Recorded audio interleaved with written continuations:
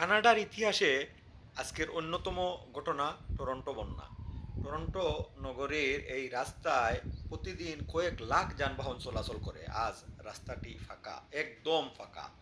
রাস্তাটি বন্ধ হয়ে আছে বন্যার কারণে। এই যে কোথাও একটি গাড়ি পর্যন্ত নেই। এই যে বন্যার পানি এখন কমতে শুরু করেছে।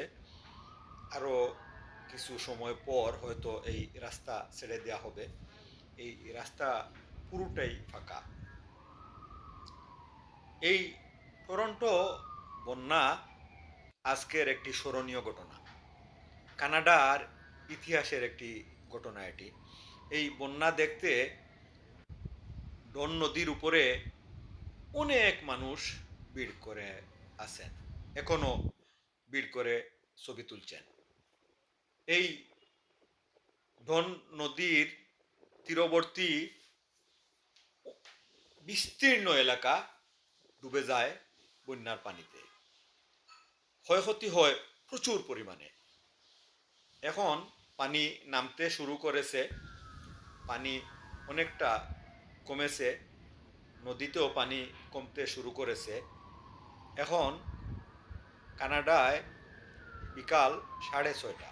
এই 6:30টার দিকে পানি কমেছে, অনেক আগে থেকেই পানি কমা শুরু হয়েছে। আর এই পানি কমার সাথে অনেকেই যানবাহনগুলো সেখান থেকে সরিয়ে নিচ্ছেন। এখনো অনেকগুলো যানবাহন রয়েছে, তবে সবগুলো যানবাহন প্রায় ভেসে উঠেছে। এই ছিল বন্যা পরবর্তী অবস্থা। বন্যা পরবর্তী এভাবেই ডুবেছিল অনেক যানবাহন।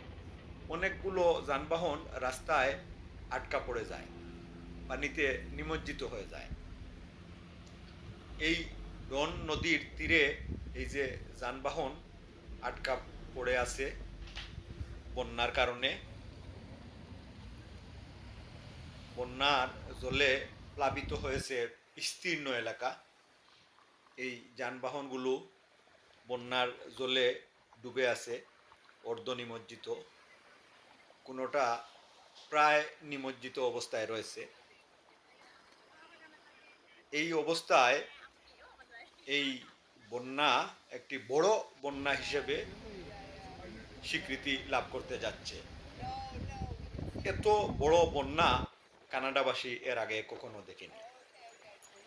এই যে দেখুন, যানবাহনগুলো বিকল হয়ে পানিতে নিমজ্জিত অবস্থায় আছে। এখানেও অনেক যানবাহন বিকল, পানিতে নিমজ্জিত। পানি আরও কিছু উপরে ছিল, এখন কিছুটা কমেছে। ধীরে ধীরে পানি কমতে শুরু করেছে। হয়তো আরও ঘন্টা 2 পরে এই রাস্তাটি যানবাহন চলাচলের জন্য ছেড়ে দেওয়া হতে পারে। এই যে নদীর স্রোত কিছু কমেছে, অনেক স্থান শুকাতে শুরু করেছে। এই জায়গাটাও অনেকটা শুকিয়েছে, পানি আরও উপরে ছিল, আরও বেশি পানি ছিল। এই যানবাহনগুলো আরও নিমজ্জিত ছিল পানিতে, পানি কমার সাথে কিছুটা ভেসে উঠেছে। এইভাবে বন্যায় প্লাবিত হয়েছিল এখানকার বিস্তীর্ণ এলাকা এবং যানবাহন। এই যানবাহন পানিতে নিমজ্জিত হয়ে যায় এবং অনেকটাই বিকল হয়ে যায়। দুটি শোরুমের কয়েকশো যানবাহন পানিতে নিমজ্জিত হয়ে হয়তো এগুলো আর বিকল হয়ে যাবে, এগুলো হয়তো আর সচল হবে না, এমনভাবে নিমজ্জিত হয়েছিল।